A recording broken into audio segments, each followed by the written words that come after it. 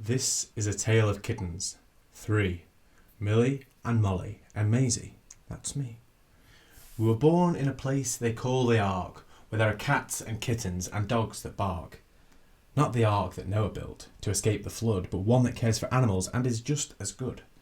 Some people don't care much for dogs and cats. Some people are cruel, and that's a fact.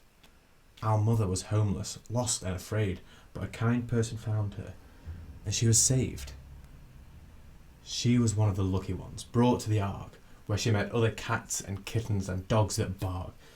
That's where our mother gave birth to we 3, Millie and Molly and Maisy. That's me. We were warm and well fed and had soft, comfy beds. We had climbing frames and played chasing games. But what we were waiting and hoping for was that special person to walk through the door. We would like them and they would like us, and they would take us home in their car or by bus. Our mum was adopted by someone kind. She was happy and loved, so we didn't mind.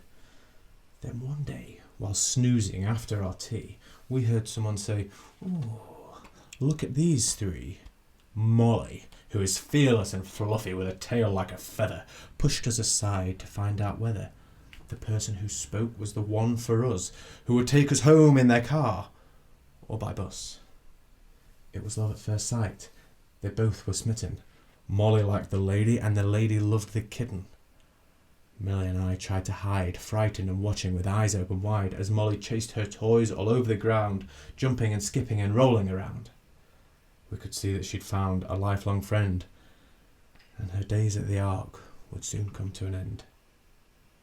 But to our surprise, the very next day, it wasn't just Molly who was going away. The lady came back with baskets, 3, one for Millie, one for Molly, and one for me.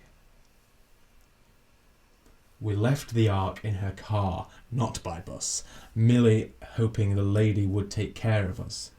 Millie mewed, Molly cried. I sat quiet and still as we bumped down the road and over the hill.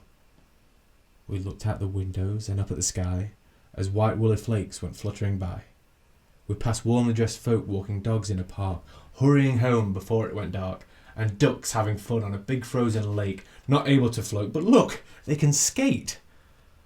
We were warm, and we dozed, mile after mile, with one eye open all the while. But when the car stopped, we sat up to see. The snow was piled deep round a great big fir tree that shone brightly with twinkling white lights that lit up the sky on that dark, starry night. A little house nestled among the tall trees, all covered in snow drifting in on the breeze.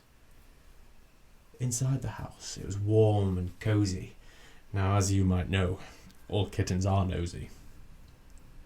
But we were frightened, timid and shy, and scurried away to find somewhere to hide. Molly crawled beneath the bed, Millie crept under a chair, I hid behind a window blind. No one could see me there. But we soon grew tired of our hiding places and slowly came out to show our faces. Molly, who's the bravest of all we 3, peeked out first, so eager to see. Millie and I tiptoed out close behind. As Molly pushed her door, what did she find? A room with a stove and a warm fire blazing. But Molly had stopped and was simply stood gazing. We were very surprised at what we saw. A tree that reached from the ceiling to the floor.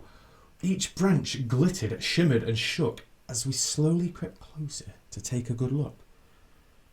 We patted the little balls with our paws, and some came off and fell on the floor. One rolled beneath a chair where we couldn't see, so we just knocked another one off of the tree.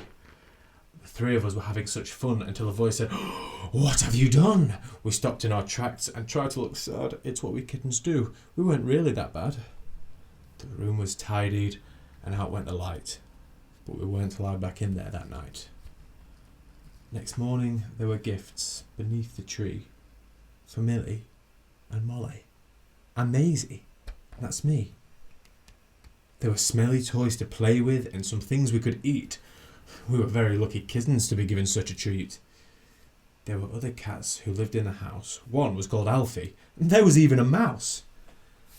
And that is where we are living still, in the little house just over the hill.